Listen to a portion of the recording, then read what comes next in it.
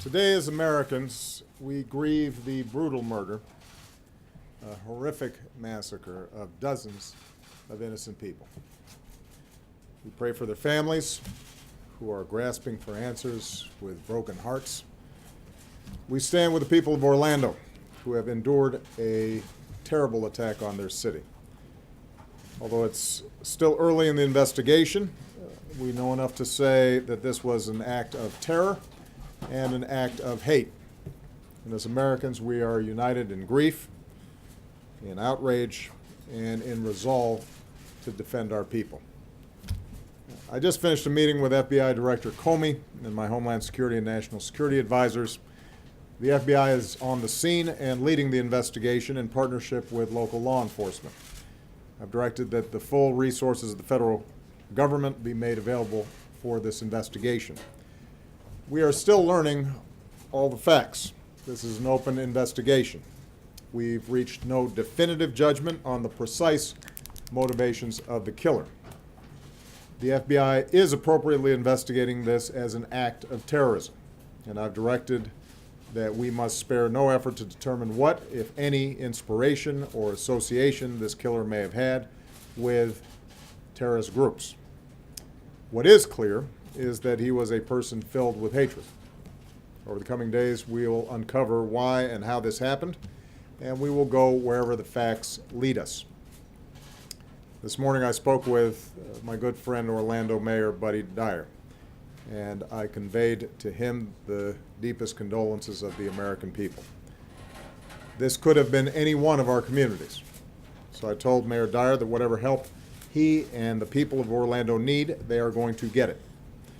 As a country, we will be there for the people of Orlando today, tomorrow, and for all the days to come.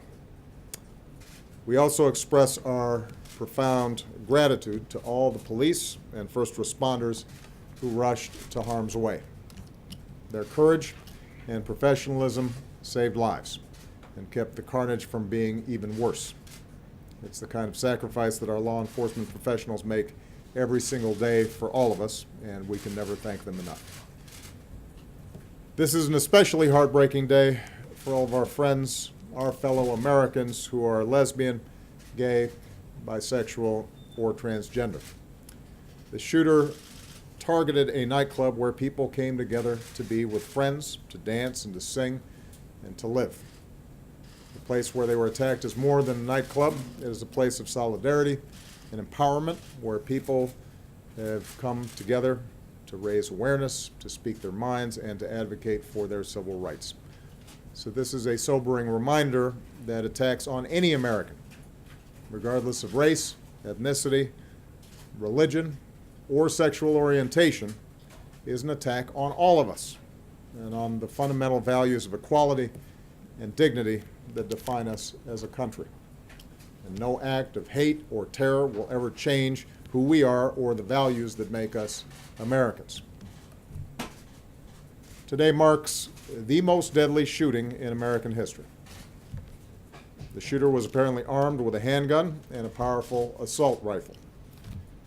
This massacre is therefore a further reminder of how easy it is for someone to get their hands on a weapon that lets them shoot people in a school or in a house of worship or a movie theater or in a nightclub. And we have to decide if that's the kind of country we want to be. And to actively do nothing is a decision as well. In the coming hours and days, we'll learn about the victims of this tragedy.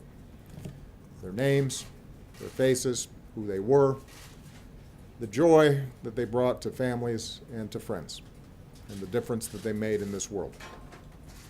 Say a prayer for them, and say a prayer for their families. That God give them the strength to bear the unbearable, and that He give us all the strength to be there for them, and the strength and courage to change. We need to demonstrate that we are defined more as a country by the way they live their lives than by the hate of the man who took them from us. As we go together, we will draw inspiration from heroic and selfless acts. Friends who helped friends, took care of each other, and saved lives.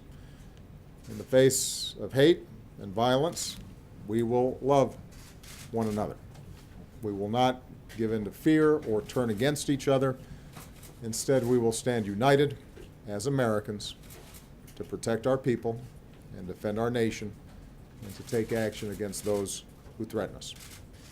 May God bless the Americans we lost this morning. May He comfort their families. May God continue to watch over this country that we love. Thank you. Mr. President,